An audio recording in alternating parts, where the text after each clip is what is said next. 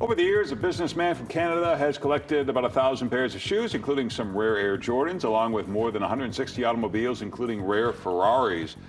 Miles Nadal's entire collection is estimated to be worth more than $60 million, and it's going up for auction this week.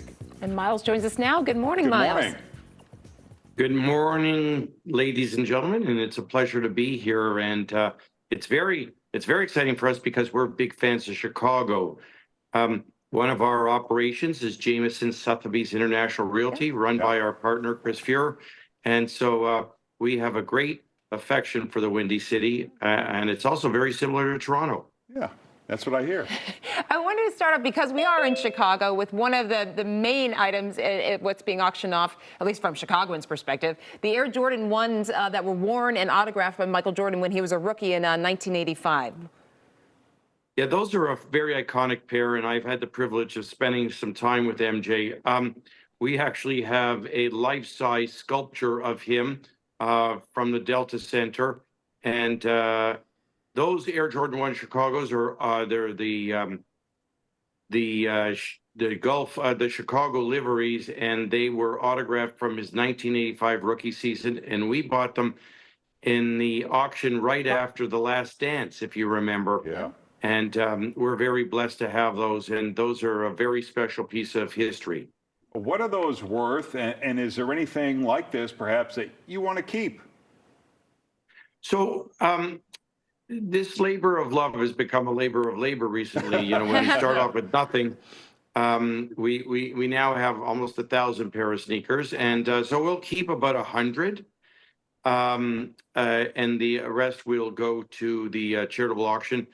As you articulated, the proceeds from most of the auction will go to those less fortunate, and the sneakers especially toward underprivileged children. It was something that I had in mind from the time I started collecting, and I thought, why do I have to die to help those less fortunate? So that's why the impetus was to monetize the values now while I'm alive and well, and my family's charitable foundation is ramping up momentum. And we're very excited about it. It'll be nice to see this fruits of our labor go to other homes and let people enjoy the iconic special collectibles of cars and sneakers and other collectible and memorabilia. Go to a new home and enjoy them as much as we've had enjoying putting it together.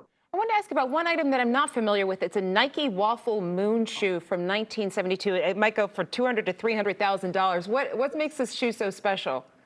So that was the beginning of sneaker culture.